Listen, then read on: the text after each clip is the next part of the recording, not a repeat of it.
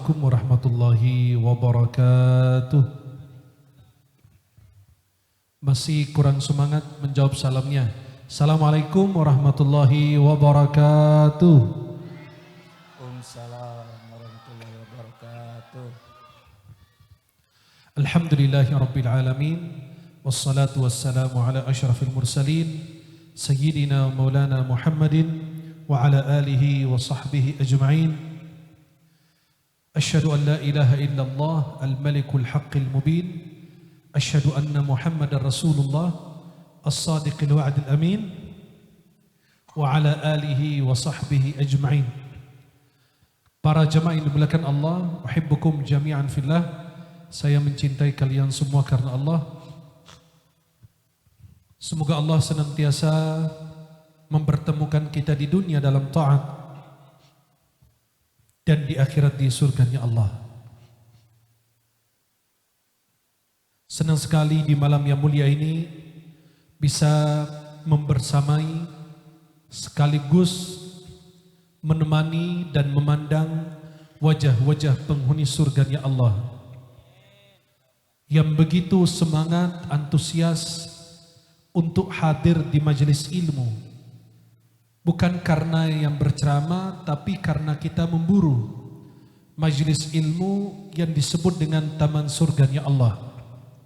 Semoga kita yang hadir mendapatkan keberkahan dari Allah, mendapatkan kemuliaan dari Allah. Semoga yang hadir bisa dipertemukan bersama baginda Rasulullah dan mendapatkan syafaat dari Rasulullah.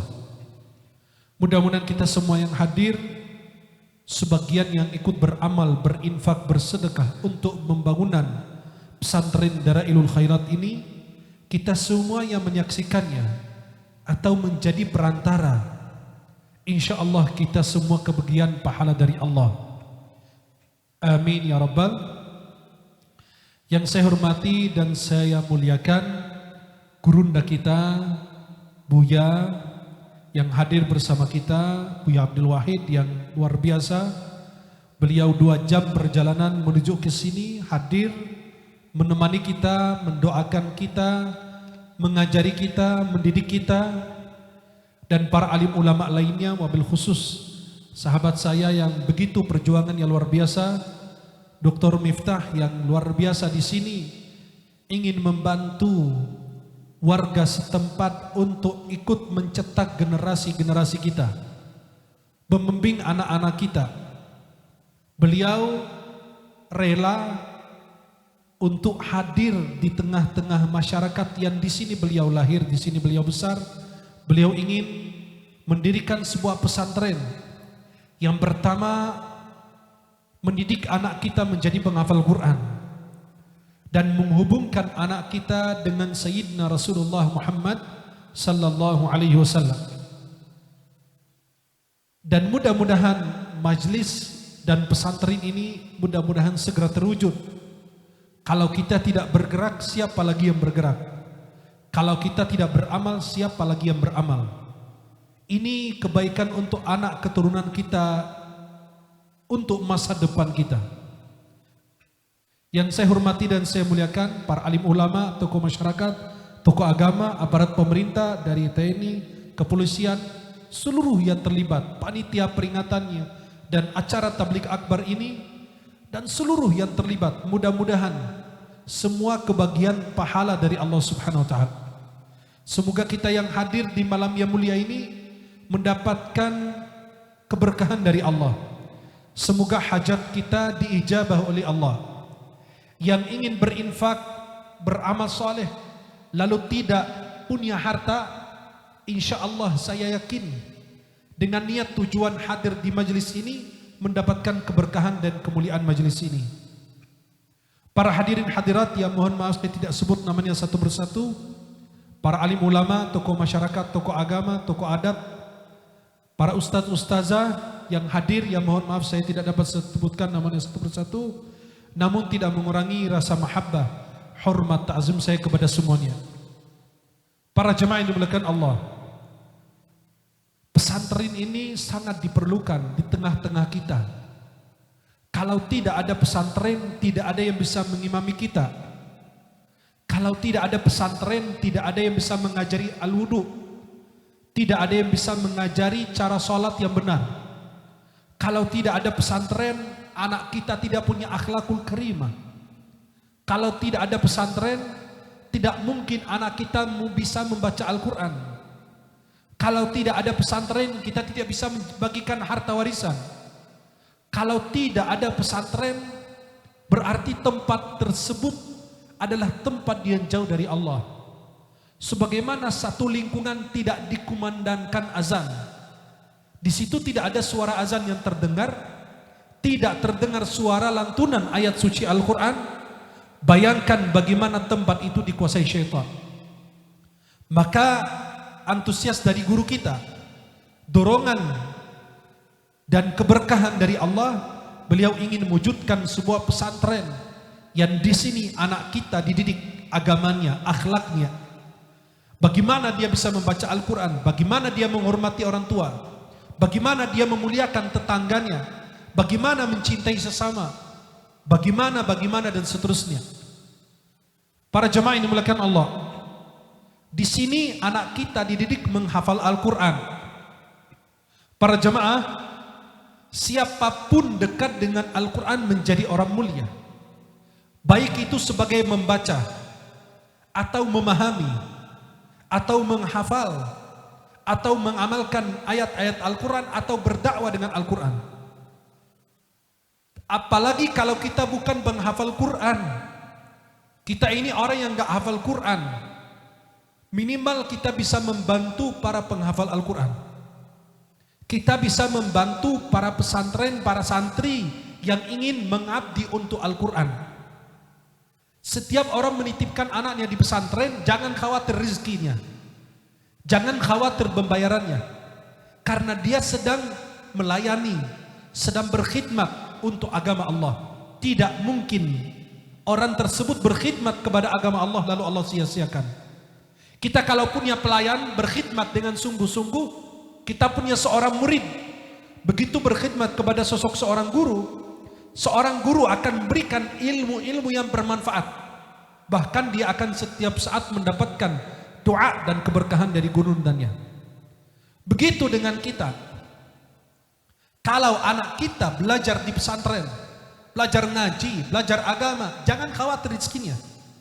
Allah yang maha mengatur segala-galanya.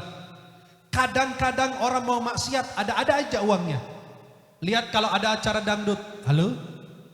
Halo? Masih hidup? Halo? Masih hidup? Alhamdulillah. Kalau ada acara dangdut, banyak yang saweran. Sampai ditarik sama istrinya di panggung, sampai digebukin sama bininya di panggung. Dia untuk maksiat rela keluarkan uang, tapi malah untuk masjid, musala, pesantren, malah dia tidak rela.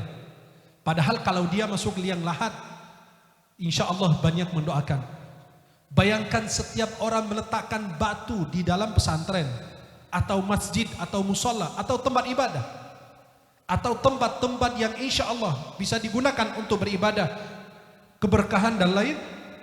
Bayangkan kalau kita taruh lampu di dalam masjid musala, selama lampu itu masih dimanfaatkan, bayangkan betapa banyak pahala santri yang Anda dapat. Mereka setiap saat baca Quran, yang wakaf Quran kepada mereka, yang memberikan makan minum, yang memberikan makanan, yang memberikan bantuan dan lain sebagainya. Semua itu meraih pahala. Sajadah, karpet yang ada di dalam musala dan di masjid, di pesantren digunakan untuk sujud. Berapa kali orang yang sujud di situ? Berapa kali orang merasakan nyaman di dalam musala masjid karena Anda kasih kipas angin di situ? Itu sebuah keberkahan. Nabi SAW bersabda dalam Sahih Muslim, "Man dalla ala khairin falahu mithlu ajri fa'ilih." Barang siapa menunjukkan kepada sebuah kebaikan, sebuah jalan yang di dalamnya terdapat kebaikan, dia akan meraih pahala sama dengan orang yang mengerjakannya. Nabi bersabda, barang siapa memberi berbuka kepada mereka yang berpuasa, pada saat mereka berbuka kita berikan minum makan untuk mereka berbuka, kita meraih pahala sama dengan orang yang berpuasa tanpa dikurangi sedikit pun dari pahala mereka. Siapapun membantu para penghafal Quran, siapapun dekat dengan Al-Quran jadi orang mulia. Jibril alaihissalam membawa turun Al-Quran. Jibril alaihissalam membawa turun Al-Quran, maka menjadi malaikat yang paling mulia. Bahkan menjadi malaikat yang luar biasa, dikhususkan membawa turun wahyu Allah. Nabi Muhammad diturunkan kepadanya Al-Quran, maka menjadi Nabi yang paling mulia. Al-Quran diturunkan kepada umat Nabi Muhammad, maka menjadi umat yang paling mulia. Al-Quran diturunkan di bulan Ramadan, maka menjadi bulan mulia, satu-satunya bulan yang disebut di dalam Al-Quran. Allah Subhanahu wa taala berfirman, "Syahrul Ramadan alladzi unzila fil Qur'an." Di bulan Ramadan Allah turunkan Al-Quran. Allah turunkan Al-Quran di malam Lailatul Qadar, maka menjadi lebih mulia daripada 1000 bulan. Maka bayangkan seorang membaca Al-Quran dapat syafaatnya. Setiap huruf dapat kebaikan dan pahala. Nabi mengatakan dalam hadis riwayat Tirmidzi dan berkata haditsun hasanun sahih dari Abdullah bin Mas'ud, "Man qara'a harfan min kitabillahi falahu bi hasanah wal hasanatu bi 10 amsalha. La aqulu alif lam mim harf walakin alifun harf, lamun harf, mimun harf." Barang siapa membaca satu huruf dari kitab Allah, maka dia mendapatkan satu kebaikan dari Allah, dan satu kebaikan dilipatkan digandakan oleh Allah Subhanahu wa taala. Wallahu yudha'ifu liman yasha, wallahu wasi'un alim. Nabi mengatakan, saya tidak mengatakan alif lam mim satu huruf, melainkan alif satu huruf, lam satu huruf, mim satu huruf. Dalam Sahih Muslim dari Umar bin Khattab, Nabi bersabda, "Innallaha yarfa'u bihadzal kitabi aqwaman wa yad'u bihi akharin." Sesungguhnya Allah dengan Al-Quran mengangkat sebuah kaum dan merendahkan kaum yang lain. Bayangkan anak-anak kita penghafal Quran, dikenalkan di seluruh dunia, padahal dia bukan siapa-siapa, hanya diangkat derajatnya karena Al-Quran. Nabi bersabda dalam Sahih Muslim dari Abu Umamah Al-Bahili, "Iqra'ul Qur'ana fa innahu ya'ti yaumal qiyamati syafi'an li ashabi." Baca Al-Quran karena Al-Quran datang di hari kiamat berbagi syafaat kepada mereka yang rajin baca Al-Quran. Rajin baca Quran dapat syafaat. Bagaimana kalau Anda menjadi penghafal, memahami, membantu para penghafal Quran? Para jamaah yang dimuliakan Allah Subhanahu wa taala. Betapa mulianya orang tua yang punya anak penghafal Quran. Anda di akhirat tidak akan bangga dengan jabatan anakmu. Tidak akan Anda bangga dengan ilmu duniawi yang anakmu raih. Sayang sekali saat ini kita lihat orang ilmu agamanya setingkat TK. Ilmu agamanya setingkat TK. Sedangkan ilmu duniawi setingkat S3. Halo? Halo? Ilmu agamanya setingkat TK. Tapi ilmu dunia setingkat S3. Ya Allah. Anda di alam barzakh tidak akan ditanya jabatanmu, harta yang kau punya. Yang akan menemanimu adalah amal salihmu, anak keturunanmu. Bayangkan orang tua yang hebat adalah orang tua yang menjadikan anaknya anak yang taat kepada Allah. Para jemaah ini dimuliakan Allah Subhanahu wa taala. Begitu orang hebat yang benar-benar meninggal dunia, tapi terus pahalanya mengalir walaupun tidak dikirimkan pahalanya. Kita punya anak lagi tahfiz Quran, gak perlu dia mendoakan orang tuanya. Dia setiap huruf, setiap ayat akan disumbangkan, akan dikirimkan kepada orang tua. Bayangkan kita di alam barzakh, diangkat derajat kita oleh Allah, dinaikkan levelnya oleh Allah, tingkatannya di dalam barzakh, dan diberikan kenikmatan dan hembusan daripada surga. Dan dia bertanya, "Ya Rabb, kenapa engkau angkat derajatku? Kan aku sudah putus, aku sudah meninggal." Kata Allah, "Bistighfari waladika lak." Karena istighfar anakmu untukmu. Maka ada seorang ayah bilang sama seorang ulama, "Waladi yahfadzul Quran." Anakku menjaga Al-Quran. Kata ulamanya, "La, balil Quran yahfadzuh." Bukan anakmu yang menjaga Al-Quran, tapi Al-Quran yang menjaga anakmu. Kita tidak bisa merubah isi Al-Quran, tapi isi Al-Quran bisa merubah diri kita. bisa merubah perilaku kita, ucapan kita, bisa merubah kehidupan kita. Bayangkan rumah yang di dalamnya tidak ada bacaan Al-Quran, pasti di dalamnya ada syaitan. Nabi bersabda dalam Sahih Muslim dari Abu Hurairah, la taj'alu buyutakum maqabir, inna syaitana yafirru minal baiti alladhi yuqra' fihi surat Al-Baqarah. Jangan jadikan rumah kalian seperti kuburan. Sesungguhnya syaitan lari dari rumah yang dibaca di dalamnya surat Al-Baqarah. Berapa kali kita baca Al-Quran? Jadilah contoh yang baik untuk anakmu, keturunanmu. Berapa kali anak kita masuk rumah, sampai rumah orang tuanya sedang membaca ayat Al-Quran. Berapa kali anak kita terbangun di tengah malam, kemudian anak kita melihat ayahnya lagi baca Quran, ibundanya tengah malam baca Quran, atau sedang sholat tahajud, atau sedang bersalawat, atau sedang berzikir, atau sedang beristighfar. Bagaimana dengan nasib kita? Ada orang tua yang meninggal dunia, terus pahala mengalir. Allah ampuni dosanya, Allah ringankan azabnya, Allah subhanahu wa ta'ala maafkan kesalahannya, dan anak bisa memberi syafaat kepadanya di hari kiamat.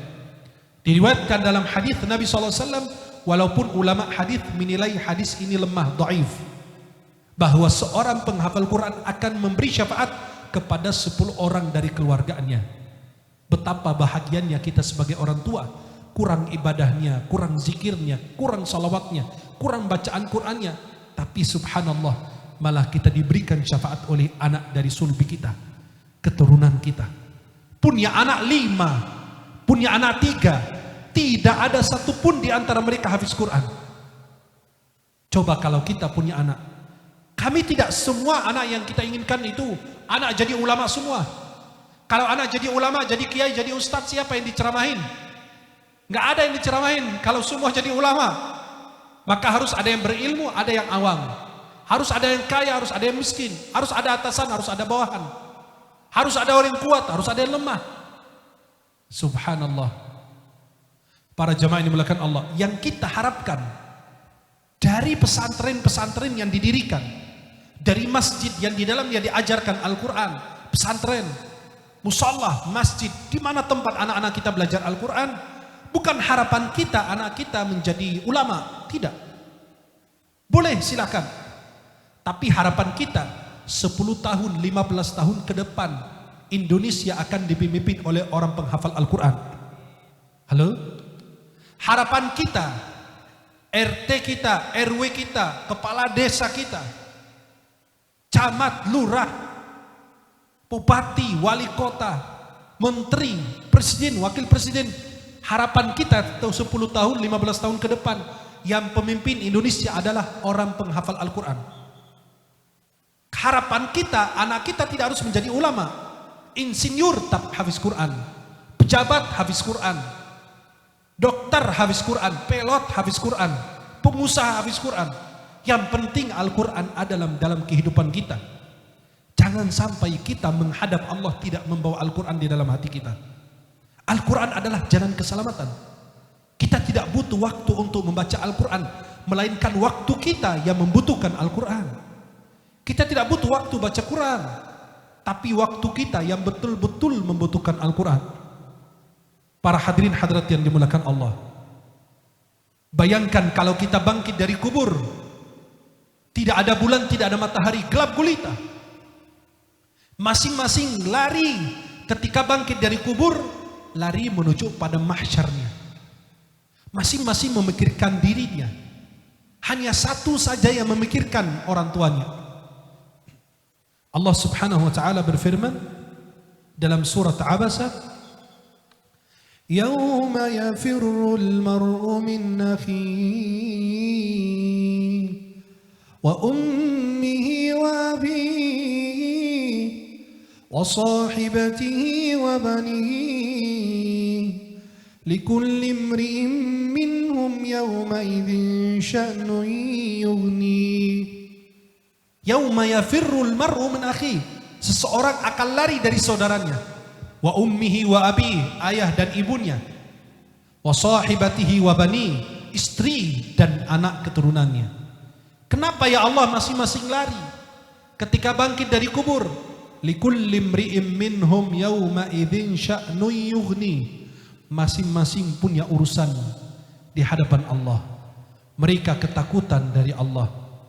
Hanya satu orang yang bangkit dari kubur, hanya dia memikirkan kedua orang tuanya. Siapakah orang tersebut? Adalah para penghafal Quran. Dalam hadis Sunan Abu Dawud, Nabi menjelaskan anak penghafal Quran dan mengamalkannya bangkit dari kubur. Dia di hari kiamat ingin memberikan jubah kebesaran dan mahkota dari cahaya kepada kedua orang tuanya. Anda di dunia bukan orang besar, Anda di dunia bukan orang kaya, Anda di dunia tidak ada yang kenal, tapi di akhirat dijadikan orang besar oleh Allah. Anda diberikan jubah kebesaran, mahkota dari cahaya yang cahayanya lebih terang dibanding cahaya matahari. Allah, coba kalau kita di akhirat yang menolong kita adalah anak keturunan kita. Maka para jamaah ini dimuliakan Allah, jangan sia-siakan kesempatan ini. Anak kita dididik menjadi penghafal Quran, berakhlak mulia. Anak kita mempelajari agama, mendalami agama Allah Subhanahu wa ta'ala. Apa yang anak kita kerjakan, insya Allah menjadi keberkahan untuk kita. Di dunia kita bangga dapat kemuliaan, dihormati. Kenapa? Karena seorang ayah daripada anak yang penghafal Quran. Dan di akhirat akan diangkat derajatnya oleh Allah, diperkenalkan oleh Allah. Ini sosok ayah dari seorang penghafal Quran, ini seorang ibu daripada penghafal Quran. Saya jelaskan tadi, kita punya 4 anak, 5 anak, 7 anak, tapi sayang sekali tidak ada satupun yang dijadikan penghafal Quran. Coba perhatikan, ibunda daripada Maryam, nenek daripada Nabi Isa alaihissalam. Coba apa kata Allah dalam surat Ali Imran? إذ قالت امرأة عمران رب إني نذرت لك ما في بطني محررا فتقبل مني إنك أنت السميع العليم. Bayangkan ketika idh qalat imra'atu Imran, istri daripada Imran berkata, Rabbi inni nazartu laka, ya Allah yang di dalam rahimku, aku nazarkan dia, aku bersembahkan dia untukmu. Pernah enggak seorang ibu ketika hamil dia bilang, ya Allah, anak yang di dalam rahimku ini akan menjadi pelayan agamamu, menjadi penghafal Quran? Gak ada. Tapi dia berharap anaknya jadi pejabat, anaknya jadi pengusaha, anaknya jadi kaya, ada jadi orang pintar. Tapi dari masih dalam rahim, ya, bagaimana dia dipersiapkan? Ini seorang ibu daripada Maryam berdoa, ya Rabb, aku bernazar di dalam rahimku, aku bersembahkan agar dia melayani Baitul Maqdis, menjadi pelayan. Fataqabbal minni, terima ya Allah apa yang saya niatkan. Orang tua dulu hebat, sebelum anaknya lahir sudah dipersiapkan jadi hafiz Quran, jadi ulama, jadi apa, melayani agama Allah Subhanahu wa ta'ala. Fataqabbal minni, terimalah ya Allah, Engkau maha mendengar, maha mengetahui. Ternyata niat baiknya Maryam, ibu daripada Maryam, ternyata tidak sesuai dengan apa yang dia harapkan. Falamma wada'atha qalat rabbi inni wada'tuha untha. Pada saat dia melahirkan anaknya, ternyata dia melahirkan anak perempuan. Dan dia berkata, falamma wada'atha qalat rabbi inni wada'tuha untha. Ya Allah, tidak sesuai harapan, ternyata aku melahirkan perempuan. Niat awal beliau punya anak laki-laki berkhidmat di Baitul Maqdis. Walaysa dzakaru kal untha. Ya Allah, tidak mungkin sama laki-laki dengan perempuan, bukan dalam amal ibadahnya, tapi dalam pekerjaannya. Fisik laki-laki berbeda dengan fisik perempuan. Kedua, wanita tidak boleh lama-lama di tempat yang banyak laki-laki. Dan nanti dia nggak boleh berada di Baitul Maqdis karena yang melayani harus laki-laki. Qalat rabbi inni wada'tuha untha wallahu a'lamu bima wada'at wa laysa dzakaru kal untha. Tapi karena dia sudah punya niat baik, wa inni sammaituha Maryam, aku beri dia nama Maryam. Sekarang orang tua kadang-kadang nggak mikirin nama anaknya. Ada orang tua punya anak kembar, yang satu dinamakan khairul bariyah, yang satu lagi syarrul bariyah. Yang satu sebaik-baik manusia, yang satu lagi dikasih nama sejahat-jahat manusia. Jadi bayangkan, sampai ada orang tua yang menamakan anaknya dengan apa? Hamiyah. Hamiyah itu narun hamiyah, bayangkan, itu neraka. Tapi karena di dalam Al-Quran dicomot jadi nama anak. Sampai mohon maaf ada yang dikasih nama Anjas. Anjas itu arti apa? Bentuk jamak dari kalimat najis. Berarti dia bukan najis satu, najis banyak. Mau mandi, mau wudu tetap najis. Mau dia mau apa aja tetap. Maka pilihlah nama yang bagus. Nama adalah panggilan. Panggilan adalah doa. Cuma kita manggil anak kita ya saleh, lama-lama jadi saleh. Kalau orang tua manggil anak, maaf, kalau ibu-ibu lagi kesal biasa. Lebih banyak ibu-ibu kesal sama anak. Dibilangin, goblok nih anak benar. Ini orang goblok nih, goblok lo sini. Bodoh sini, kamu bodoh benar. Mama ngomong ini kayak bocor ini. Ya. Anak mirip bapaknya benar, 11-12 kata dia. Kadang-kadang dimarahin dengan kata-kata yang tidak pantas. Rubahlah menjadi doa walaupun kita lagi kesal. Syekh As-Sudis sebelum masih kecil, namanya anak Arab nggak bisa diam. Kalau anak Arab itu diam, nggak kayak anak Indonesia, nggak banyak gerak, itu dianggap sakit, dibawa ke dokter. Kalau anak Arab itu diam, nggak banyak gerak, ya, nggak aktif, itu orang Arab anggap itu anak lagi sakit, harus dibawa ke dokter. Ya, sampai kemarin saya punya saudara dari Mesir punya anak, anaknya nggak bisa diam, beliau nikah sama orang Indonesia, anaknya nggak bisa diam, kata mertua ini anaknya sakit apa, harus bawa ke dokter. Karena nggak bisa diam, artinya orang Indonesia nggak kebiasa dengan anak-anak udah kayak jin ifrit, lompat sana lompat sini, masih kecil lagi, bagaimana gedenya, itu mau dibawa ke dokter. Ke orang Arab malah yang begitu disenangi. Kalau anaknya diam, nggak banyak ngomong, nggak banyak rusuh, itu dianggap sakit, malah dibawa ke dokter. Ya, dianggap itu bermasalah tuh anak. Jadi Syekh As-Sudis ini masih kecil, ibunya lagi menghidangkan makanan siang, ada tamu. Masih kecil, yang sekarang jadi imam Masjidil Haram. Ibunya lagi kesal, didoain anaknya apa? Maaf kalau ibu-ibu yang lain, ya Allah mampus tuh anak benar, bikin kesal aja. Itu seorang ibu-ibu kadang-kadang melontarkan kalimat yang tidak pantas.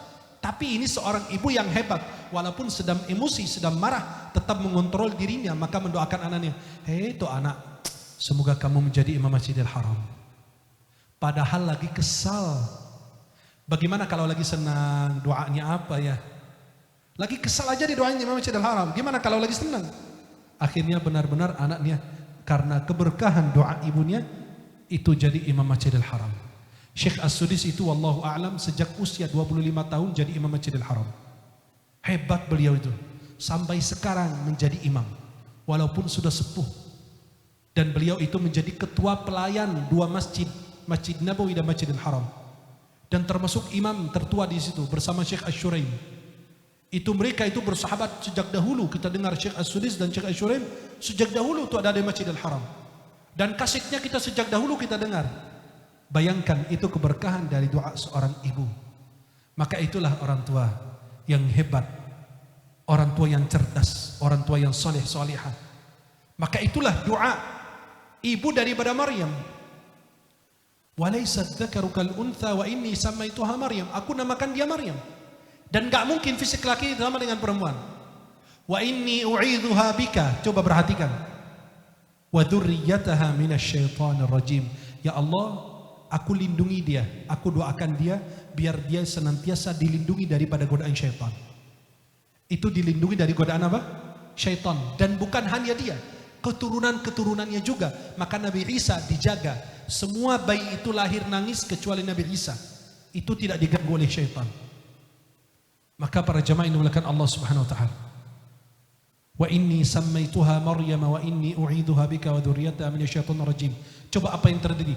Fataqabbalaha rabbuha biqabulin hasanin wa anbataha nabatan hasana. Allah terima niat baik beliau, tetap diterima. Wa anbataha, lalu dia tumbuh besar dalam taat. Kemudian beliau menjadi pelayan di Baitul Maqdis. Bayangkan seorang wanita menjadi pelayan di Baitul Maqdis. Beliau mengasingkan dirinya di sebelah timur Baitul Maqdis. Dia di situ berkhalwat, beribadah. Pada saat dia lagi haid, dia keluar. Karena perempuan yang sedang haid tidak boleh menetap di dalam ruang ibadah atau masjid. Akhirnya Maryam itu suatu hari lagi di dalam mihrabnya, tempat dia beribadah, Nabi Zakaria masuk. Karena Nabi Zakaria itu saudara beliau. Akhirnya Nabi Zakaria kaget lihat Maryam. Loh, ini seorang wanita kok hebat. Buah-buahan musim panas ada di musim yang berbeda. Buah-buahan musim dingin ada di musim panas dan sebaliknya. Beliau terkejut. Kullama dakhala 'alaiha Zakaria al-mihraba qala ya Maryam anna laki hadha. Setiap dia kali masuk mihrab, kok buah-buahan yang beda musim ada sekarang? Akhirnya Nabi Zakaria alaihissalam qala ya Maryam anna laki hadha. Wahai Maryam, kau dapat makanan itu dari mana? Apa kata Maryam? Qalat huwa min indillah. Inna Allah yarzuqu man yasha'u bighairi hisab. Itu dari Allah, dan Allah memberi hamba-hamba yang beribadah taat tanpa batas. Saking Nabi Zakaria kagum dengan sosok wanita hebat ini, langsung Nabi Zakaria masuk ke dalam mihrabnya juga. Pada saat dia bilang Inna Allah yarzuqu man yasha'u bighairi hisab, Allah katakan hunalika da'a Zakaria rabbah. Seketika itu Nabi Zakaria berdoa kepada Allah, Rabbi habli min ladunka dzurriyyatan thayyibah innaka sami'ud du'a. Maka itu salah satu doa terbaik kita doakan anak-anak kita. Ayat 38 surat Ali Imran. Rabbi habli min ladunka dzurriyyatan thayyibah innaka sami'ud du'a. Coba apa yang terjadi? Dia langsung berdoa minta keturunan seperti Maryam. Akhirnya فنادته الملائكة وهو قائم يصلي في المحراب أن الله يبشرك بيحيى. Langsung dipanggil malaikat. Dia masih berdoa, kata malaikat, ya Yahya, ya Zakaria, sesungguhnya Allah kabarkan kepadamu bahwa engkau akan diberi anak. Istrinya belum hamil, tapi dikasih anak, nanti istrimu hamil dan dikasih nama sama Allah langsung. Dikasih nama Yahya. Dikasih nama siapa? Yahya. Maka Allah Subhanahu wa taala jelaskan di dalam surat Maryam. Di awal surat Maryam bagaimana doa dan sungguh-sungguh Nabi Zakaria. Allah berfirman, Kafha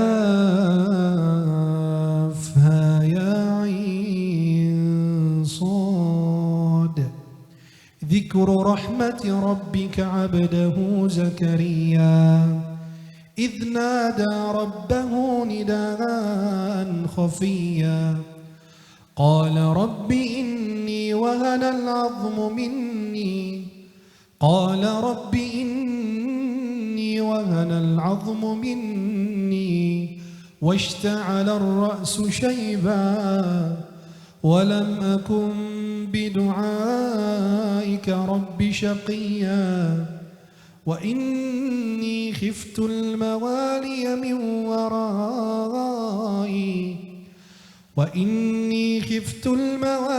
من ورائي وكانت امرأتي عاقرا فهب لي من لدنك وليا يرثني ويرث من آل يعقوب واجعله رب رضيا يا زكريا إنا نبشرك بغلام يا زكريا إنا نبشرك بغلام اسمه يحيى لم نجعل له من قبل سميا. Kalau kita baca dua cerita ini di awal surat Maryam dan di surat Ali Imran, luar biasa. Itulah harapan, keinginan dan doa orang tua kepada anaknya.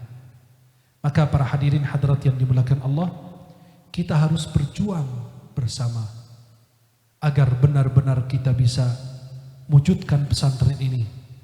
Minimal kalau bukan buat anak kita, insya Allah buat cucu keturunan kita ke depan, buat lingkungan kita, agar menjaga keutuhan, menjaga agama, menjaga akhlak, menjaga moral kita, menjaga hubungan baik kita dengan Rasulullah. menjaga Al-Quran dimanapun kita berada. Para jamaah ini melakukan Allah subhanahu wa ta'ala. Kita berjuang untuk Al-Quran, maka Allah tidak akan mensia-siakan hidup kita. Setiap yang hadir di malam hari ini, di tengah hujan tadi, jalannya becek, ada yang duduk, Masya Allah, yakin itu tidak bakalan sia-sia. Itu semua tidak akan sia-sia. Maka sekarang minta hajatmu kepada Allah. Berdoa bilang, ya Rabb, aku tadi hujan, jalanan kurang bagus, becek, aku sedang duduk dan kesulitan mendapatkan duduk yang baik, tapi aku berjuang ke sini Allah karena ingin menghadiri majelis ilmu, ingin memandang wajah-wajah guru-guru kita yang mulia ini, berjumpa dengan para penghuni surganya Allah, menyaksikan amal baik yang dilakukan oleh orang lain. Insya Allah kita semua mendapatkan keberkahan dunia akhirat. Mudah-mudahan kita yang hadir di malam hari ini mendapatkan keberkahan dari Al-Quran, mendapatkan keberkahan dari salawat kepada Nabi Muhammad sallallahu alaihi. Mudah-mudahan yang hadir di malam hari ini insya Allah dipertemukan kembali di surganya Allah subhanahu wa ta'ala. Mudah-mudahan para jamaah yang insya Allah hadir, mudah-mudahan di malam hari ini hajatnya dikabul oleh Allah.